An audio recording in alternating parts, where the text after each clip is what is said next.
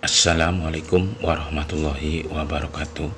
Selamat pagi anak-anak Indonesia dimanapun kalian berada. Jumpa lagi bersama Bapak Yosi. Bapak doakan semoga anak-anak Indonesia dimanapun kalian berada selalu dalam keadaan sehat walafiat. Dalam video pembelajaran kali ini berisi muatan pelajaran ilmu pengetahuan sosial dan PPKN kelas 6 tema 9 subtema 1 pembelajaran yang keempat. Baik anak-anakku, mari silakan kalian amati video berikut ini. Tahukah kamu benda apakah itu? Benda itu dibuat oleh manusia di bumi. Benda itu diluncurkan keluar angkasa untuk memenuhi kebutuhan manusia, terutama untuk kebutuhan komunikasi. Terdapat lebih dari 24.500 benda buatan manusia yang beredar di luar angkasa. Apa yang terjadi dengan benda-benda itu? Untuk apa sajakah benda-benda itu dibuat? Bagaimana cara manusia meluncurkannya dari bumi? Ya, yang kamu lihat itu adalah gambar salah satu satelit buatan. Satelit buatan ini dikirimkan ke orbit bumi dengan tujuan tertentu. Manusia telah lama meluncurkan satelit buatan untuk kemajuan ilmu pengetahuan dan teknologi. Satelit buatan diluncurkan ke luar angkasa dengan menggunakan pesawat luar angkasa melalui roket. Satelit tersebut akan mengumpulkan data dan informasi yang akan dikirimkan ke bumi. Ada berbagai misi dalam peluncuran satelit buatan manusia. Di antaranya yaitu untuk keperluan komunikasi dan informasi.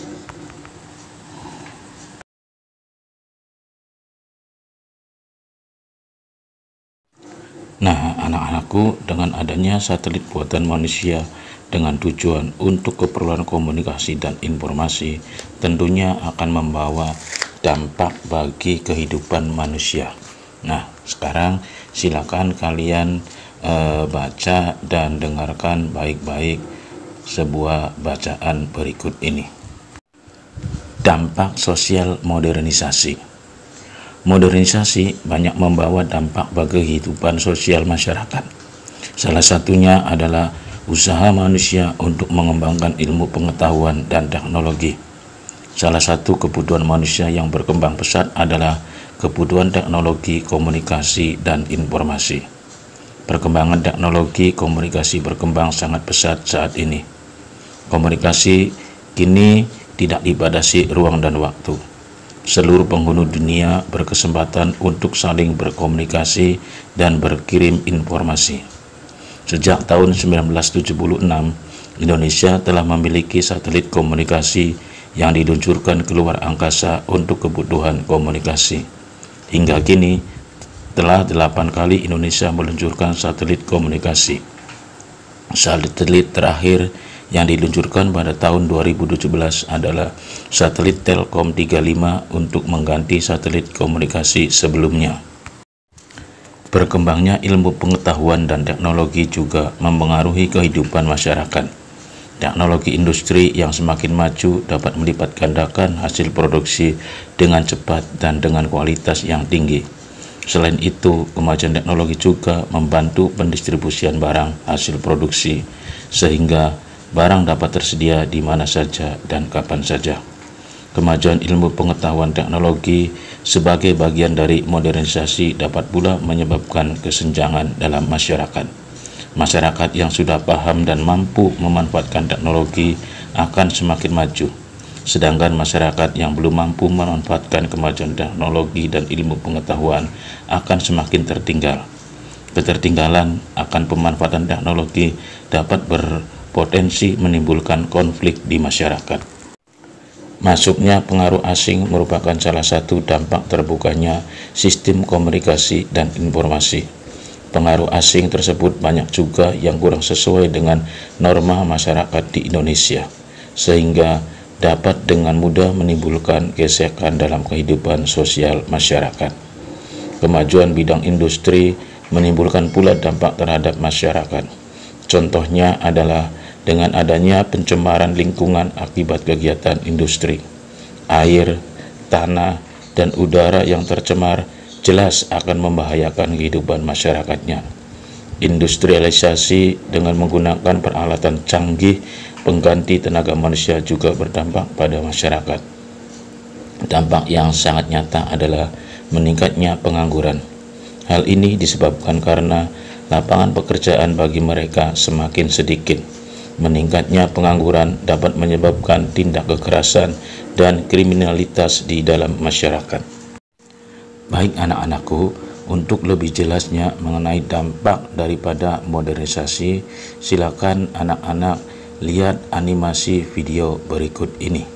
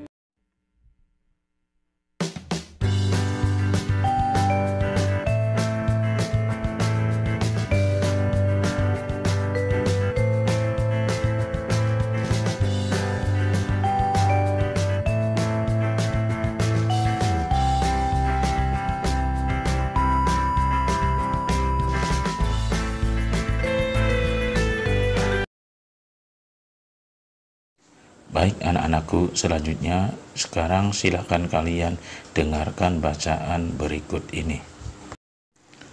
Makna persatuan dan kesatuan dalam kehidupan berbangsa dan bernegara. Indonesia merupakan sebuah negara kesatuan yang terdiri atas berbagai suku, bahasa, dan adat budaya. Makna kesatuan di dalamnya adalah negara Indonesia sebagai bentuk persatuan dari kumpulan suku-suku di Indonesia yang beragam dan mendiami wilayah geografis pulau-pulau di Indonesia. Dari segi geografis, kita dapat melihatnya dari peta wilayah Indonesia. Pengertian wilayah Indonesia berarti bagian bumi yang membentang dari 95 derajat sampai 141 derajat bujur timur dan 6 derajat lintang utara sampai 11 derajat lintang selatan. Wilayah Indonesia yang terbentang dari Sabang sampai Merauke sesuai dengan batas-batas wilayahnya. Makna persatuan dan kesatuan bangsa Indonesia adalah juga rasa senasib dan sepenanggungan sebagai bangsa yang bermukim di dalam wilayah itu. Senasib karena telah berhasil menjadi bangsa yang merdeka dan membentuk negara kesatuan, yaitu Negara Kesatuan Republik Indonesia. Persatuan dan Kesatuan Bangsa Indonesia juga bermakna semangat bagi para pemuda bangsa yang berikrar dalam Sumpah Pemuda. Para pemuda dari berbagai suku bangsa berikrar pada sebuah Kongres Pemuda tahun 1928. Kesadaran terhadap pentingnya persatuan dan kesatuan bangsa menjadi tonggak sejarah bersatunya tekad pemuda Indonesia. Para pemuda bertekad untuk Indonesia yang bersatu dan Indonesia sebagai sebuah kesatuan. Pada masa perjuangan kemerdekaan Indonesia, istilah Persatuan Indonesia merupakan hal yang sangat penting untuk memacu semangat perjuangan bangsa. Hal tersebut juga tercantum pada pembukaan Undang-Undang Dasar Negara Republik Indonesia tahun 1945 yang berbunyi, dan perjuangan pergerakan Indonesia telah sampailah pada saat yang berbahagia dengan selamat sentosa mengantarkan rakyat Indonesia ke depan pintu gerbang kemerdekaan negara Indonesia yang merdeka, bersatu, berdaulat, adil, dan makmur. Baik anak-anakku, untuk lebih jelasnya silakan kalian amati video animasi berikut ini.